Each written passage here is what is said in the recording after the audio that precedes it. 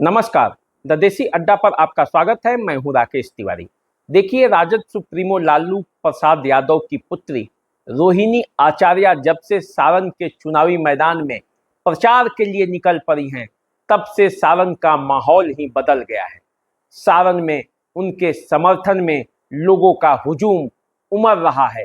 रोहिणी का जलवा लोगों के सर चढ़कर बोल रहा है। इस बीच भाजपा छोड़कर राजद में आए जितेंद्र स्वामी रोहिणी आचार्य के समर्थन में सड़क पर निकल पड़े हैं।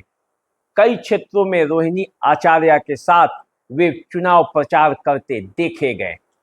अब इससे एक मामला साफ हो जाता है कि सिवान और सारण की राजनीति में छपरा जो है, सारण जो लोकसभा क्षेत्र है, एक महत्वपूर्ण भूमिका अदा करने वाला है, क्योंकि यादव और राजपूत बहुल इस क्षेत्र में रोहिणी आचार्य के चुनाव प्रचार का कमान दो राजपूत नेताओं ने संभाल लिया है। सुनील कुमार सिंह के कंधे पर चुनाव की पूरी जवाबदेही है। हर क्षण सुनील कुमार सिंह रोहिणी आचार्य के साथ रहते हैं और अब जब जितेंद्र स्वामी भी आकर रोहिणी आचार्य के समर्थन में सारण में घूमने लगे हैं, तो माहौल कैसा होगा आप जानते ही हैं। वैसे आप जानते हैं, सारण में हमेशा यादव और राजपूत इन दो जातियों के बीच चुनाव में संघर्ष होते रहा है।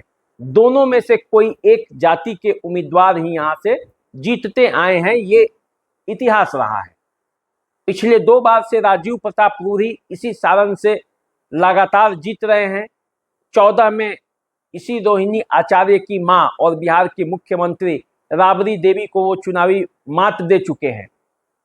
पिछले चुनाव में 19 के चुनाव में लालू प्रसाद यादव के समधी तेज प्रताप यादव के ससुर, बिहार सरकार के पूर्व मुख्यमंत्री दरोगा प्रसाद राय के पुत्र चंद्रिका राय को पराजित कर चुके हैं राजीव प्रताप रूढ़ी। ये तीसरा बार होगा जब लगातार राजीव प्रताप रूढ़ी चुनावी मैदान में यदि रोहिणी आचार्य को हरा पाए तो हैट्रिक लगाएंगे। तो क्या राजीव प्रताप रूढ़ी हैट्रिक लगा लेंगे या रोहिणी आचार्य अपनी मां के हार का बदला सारण की धरती पर लेंगी?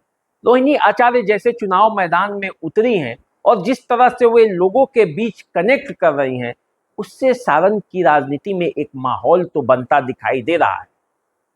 रोहिणी आचार्य के पहले राजीव प्रताप रूढ़ी चुनावी मैदान में उतर चुके थे, चारों तरफ घूमने लगे और ऐसा माहौल बना जैसे कि छपरा सारण में इस बार फिर से एक बार बीजेपी का किला फतह होने जा रहा है। लेकिन जब से रोहिणी आचार्य चुनावी मैदान में आई हैं और लोगों का हुजूम उनके पीछे पीछे घुमा है, तब से माहौल बदला बदला सा लग रहा है। एक नज़ारा जरा देखिए कि रोहिणी आचार्य जब अब छपरा के सड़कों पर, सारण के गलियों में, सारण के बाजारों पे घूमती हैं तो माहौल कैसा होता है।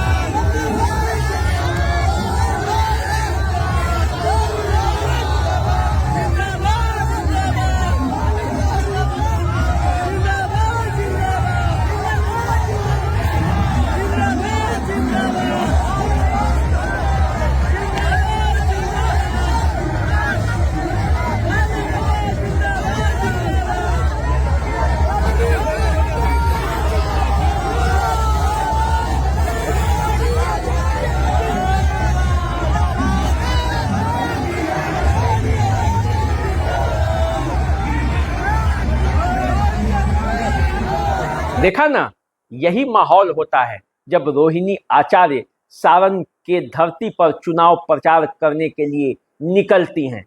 तो रोहिणी आचार्य कमर कसकर अब वो निकल रही हैं, अपने बातों से लोगों को प्रभावित भी कर रही हैं और बोल रही हैं, निडरता के साथ सवाल कर रही हैं और शालीनता से राजीव प्रताप रूडी को घेर रही हैं।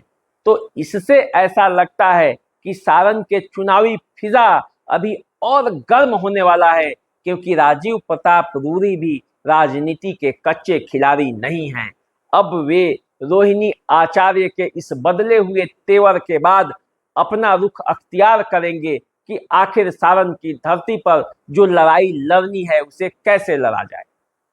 वैसे दोनों तरफ से चुनाव प्रचार जारी है और इससे सारण की राजनीति में गर्माहट है।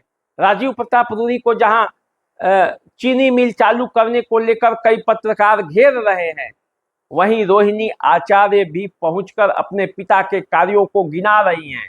सवाल तो दोनों से है कि सारण के लिए दोनों ने क्या किया। आज तक सारण के मढ़ौरा चीनी मिल, मढ़ौरा मॉर्टेन मिल और मढ़ौरा जो कि एक औद्योगिक क्षेत्र था सारण का, उसके विकास के लिए किसके तरफ से कितने प्रयास हुए और उन प्रयासों का लाभ जनता को कितना मिला, सवाल तो ये है। और इस चुनाव में मढ़ौरा में जैसे ही कोई प्रत्याशी पहुंचता है तो जनता, पत्रकार ये सवाल उनसे पूछते हैं और सारण की राजनीति में इससे गर्मी आती है। राजीव प्रताप रूडी भी पसीना बहा रहे हैं, गर्मी में भी वे घूम रहे हैं, जनता के बीच जा रहे हैं, मोदी जी के कार्यों को गिना रहे हैं। लेकिन राजीव प्रताप रूडी को उनके किए गए पिछले वादे पर भी घेरा जा रहा है कि कहाँ है छपरा का वो हवाई अड्डा जहां से उड़ान भर के लोग जाएं। सवाल पूछ रहे हैं क्योंकि राजीव प्रताप रूडी ने यह वादा किया था कि छपरा में हवाई अड्डा बनेगा, लेकिन वो हवाई अड्डा अभी बना नहीं है। लेकिन राजीव प्रताप रूडी भी अपने कार्यों को गिना रहे हैं कि 24 घंटे बिजली आती है, परसा में बाईपास बन रहा है, अमनौर में बाईपास बनने वाला है, छपरा में डबल डेकर सड़क बन रहा है। तो ये विकास हो रहा है और सारण की धरती पर वे रहेंगे तो देश में इसका आवाज उठाते रहेंगे।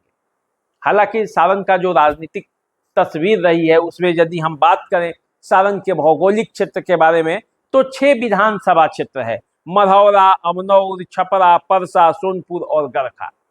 इनमें से 4 सीटों पर आरजेडी का कब्जा है।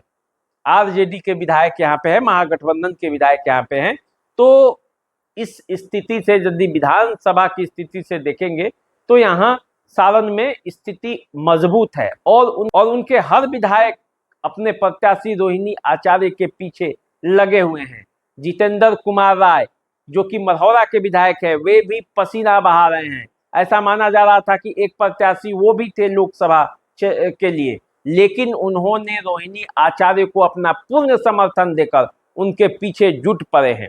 वो लालू प्रसाद यादव के इस सीट को, जिस पे लालू प्रसाद यादव खुद सांसद रहे हैं और यहीं से उन्होंने अपने संसदीय जीवन की शुरुआत की थी, उस सीट पर फिर रोहिणी आचार्य जब चुनावी मैदान में आई हैं तब उनके पीछे लगे हुए हैं। लेकिन राजपूत और यादवों के बीच जो यहाँ संघर्ष होता है चुनाव में, उसमें 2 राजपूत, एक सुनील कुमार सिंह और एक जितेंद्र स्वामी, आगे बढ़कर रोहिणी आचार्य के लिए फील्डिंग कर रहे हैं। तो ऐसी स्थिति में भाजपा के जो उम्मीदवार हैं राजीव प्रताप रूडी की मुश्किलें कितनी बढ़ेंगी कि नहीं बढ़ेंगी, ये आने वाले समय में पता चलेगा।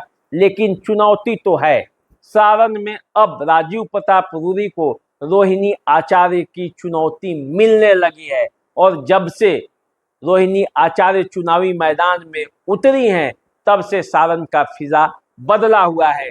लोग भी रूडी से सवाल पूछ रहे हैं और रोहिणी आचार्य चूंकि पहली बार चुनावी मैदान में है तो इसलिए वे वादा कर रही हैं कि वे रहेंगी।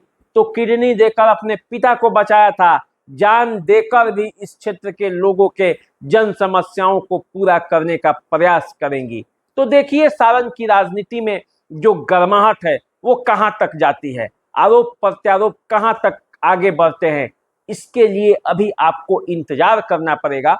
और आगे मैं सारण की पूरी राजनीति पर एक अलग से आपको एपिसोड लेकर आऊंगा और तब मैं आपको बताऊंगा कि सारण की राजनीति वास्तव में कहां घूम रही है, क्या इसका इतिहास है, क्या भूगोल है, कैसे इससे लोगों को सीखना है और कैसे आप समझ पाएंगे कि सावन में लड़ाई आखिर होती है तो कैसे होती है। तो चलिए फिलहाल आप हमारे इस वीडियो को शेयर कर दीजिए, फेसबुक इंस्टाग्राम पे हमें फॉलो कीजिए, लाइक कीजिए, अपने विचार भी हमें लिख भेजिए, चैनल को सब्सक्राइब कीजिए। अभी दीजिए इजाजत, नमस्कार।